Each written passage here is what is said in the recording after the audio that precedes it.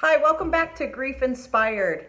My name is Catherine McNulty, and what I do here at Grief Inspired is do my best to give you hope for your future, that you can get through this grief, give you the knowledge and the tools that you can use, and encourage you and inspire you to get into action, because healing from grief is an active process that you can do, but you don't have to do it alone. That's why I'm here. So in today's video, I want to talk about why we hold on to the things that don't serve us. I've started a yoga practice and I'm doing yoga very regularly. If you don't know Yoga with Adriene, I work with her. She's on YouTube as well, and she has great yoga that you can do at home, you can do anytime, and I really use it as a way to regulate my mood, to get me reset when things get a little bit stressful, and really as a way to ground me. And during the practice this morning, one of the things that she said was, don't hold on to the things that don't serve us. And she asked the question, what are we holding on to? And I thought about it, and I thought it was very interesting because I wanted to apply that to the grief process. And so I have 4 different areas that I want to talk about today in the video. And what I want to encourage you to do is look into these 4 areas for yourself and see where you're hanging on.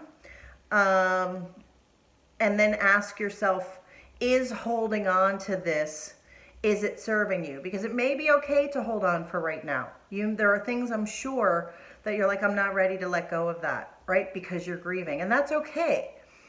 But if there are things that you can recognize, that you can say, this isn't serving me well, and I can let it go, then that would be a good thing. Okay, so first one, let's talk about people. Every time I talk to someone who's grieving, everyone has a story of someone who's saying things that are inappropriate. Maybe it's somebody in your family. Maybe it's somebody at work. Maybe they're well-intentioned people, but they just don't get it. Maybe there's people who are just telling you, hey, you just need to get over it, that you've been grieving long enough, that it's time to move on, and saying the horrible things that people say, God had a plan, or you can have another baby, or maybe you'll get married again another time. Maybe, people say the things that are the craziest. And so I want to acknowledge that, and I want to encourage you to say, are there some of these people in your life that you could let go a little bit? Are they toxic to you? Maybe even not forever, but maybe for just right now. Are there people who don't lift you up, who don't really give you the support that you need during your grief process, who aren't really helpful? And the question for today is, if you have people like those in your life right now, why do you continue to spend time with them?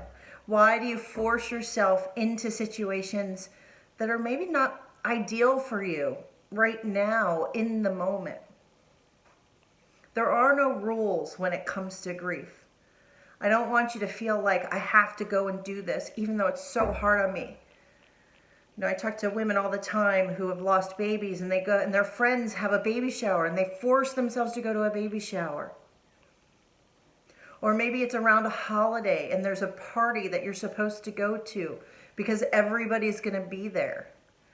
Well, maybe you can go, but if it doesn't feel right, don't force yourself into it. And if there's a situation that you get into that doesn't feel good, that doesn't serve you, that doesn't do anything for you, you have the opportunity and you have the option to walk away.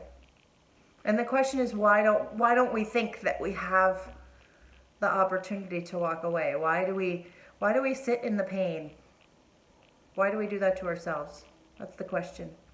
So number 1 is people. Number 2 is your job, your career, the way you make money. The thing about grief is that it makes us look at our lives, and it makes us evaluate everything that is part of our life. And our career and our job or where we work is a huge portion of our lives. And so I know for me, when I went back to work, it didn't seem as important as it used to. The things I worried about didn't seem to matter the same. And it was sad because I wasn't as excited about it as I was before I lost my son. And it made me question, is this the right job for me? Am I in the right industry? Is this the right career for me? Should I be doing something else? And so I'm not telling you to quit your job, but if you look at it and you say to yourself, you know what, this job really isn't serving me. Well, there's ways you can look at it. So you could change your job. You could find a way, in terms of going and getting a job, you could find a way to make things more meaningful or better for you in your current role. You could just do your job, take it and leave it, and then focus some time on other things that maybe are hobbies or that are things that make you excited, things that sort of fill you up, right? So if your job isn't serving you emotionally, mentally, maybe it serves its purpose monetarily, financially, and that's a good thing. But you also want the one area where you spend the most amount of time in your life to really be filling you up. And so if it doesn't serve you, I want to encourage you to look at that. If you want to work with me, I can walk you through the process that we can look at it together. All you have to do is go to griefInspired.com and sign up for a free coaching session with me, and we will talk through my process and how we do that. So number one was people. Get rid of the people that don't serve us. Number two was, is your job serving you? Is your career, what you spend your time with most of the day, is it serving you? And number three, and you may have already done this, but it's the things that we have in our life. One of the things that I've been doing ever since my loss, and I continue to do it, is really look around the house. And many of you have maybe seen the Netflix show with Marie Kondo. It's the Kondo method. And she tells you to pick up something, anything that you have that's a physical something in your life, and she encourages you to look at it and say, is this something that brings me joy? And if it doesn't bring me joy, then maybe I don't need it. And so the question becomes is look around you, look at your environment, look at your home, and look at the stuff. Do you have a lot of stuff? Is there too much? Are there things that you can let go of that are no longer serving you? Maybe you could give them, to someone who needs them. Maybe you could donate them to a charity.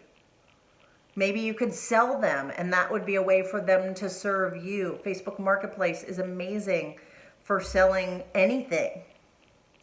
So if you haven't tried doing that, I want to encourage you to do that.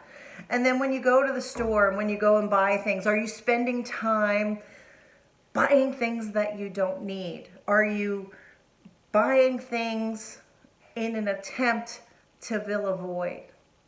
Because grief leaves us feeling empty, and we want to fill up that emptiness so quickly because it's uncomfortable. We don't know what to do with that emptiness.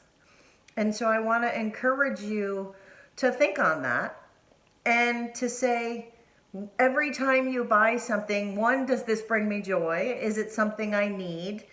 And two, three, is it going to serve me? Is it serving me? Is having it really going to make a difference in my life? And it's a good exercise. So one was people, two was jobs, and three was your things. And the fourth one I think is maybe the hardest in some aspects. And number four is your emotions. looking at how you're feeling on a day-to-day basis, because I understand that your emotions change very, very quickly.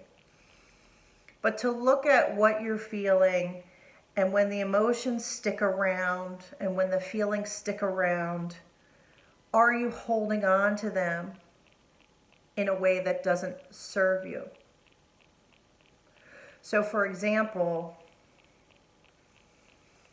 if you have some anger toward the medical community, the hospital, the doctors who took care of your loved one, are you holding on to that anger? Or can you bring in some forgiveness and say, you know what? We want our doctors to be perfect. We want them to be all powerful. We want them to know everything. But the reality is that they're not perfect, and they don't know, and they make the best decisions they can. But they're fallible as well. We all are. And that's part of the life that we have. So what are you holding on to there? And is it serving you? And if it isn't, is there a way for you to let go? Sometimes it's depression. So I grieved my son for a long time. And one of the things that was so eye-opening for me, and this is one of my biggest lessons that I try to share as often as I can, is that I was so immersed in the sadness and the pain that he brought, that I was feeling because I missed him so much, that I let that pain become my relationship with him.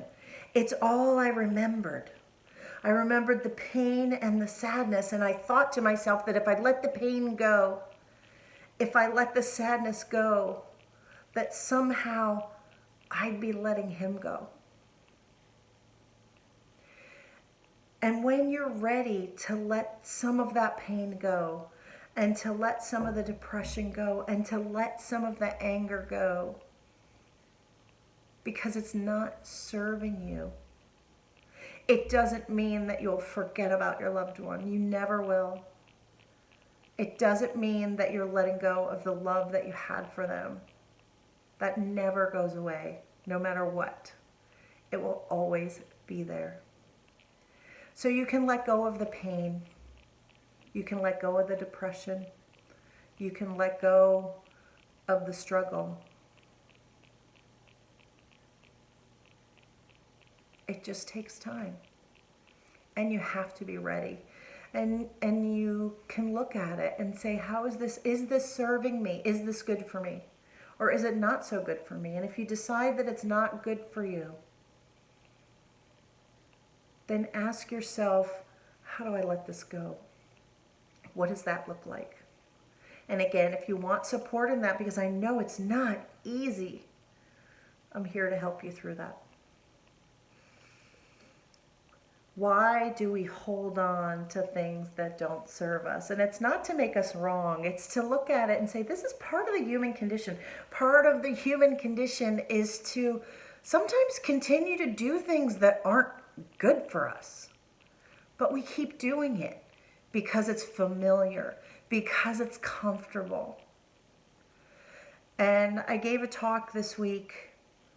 I shared a Brene Brown quote, and I think it applies here too, is that you can have courage or you can have comfort, but you can't have both.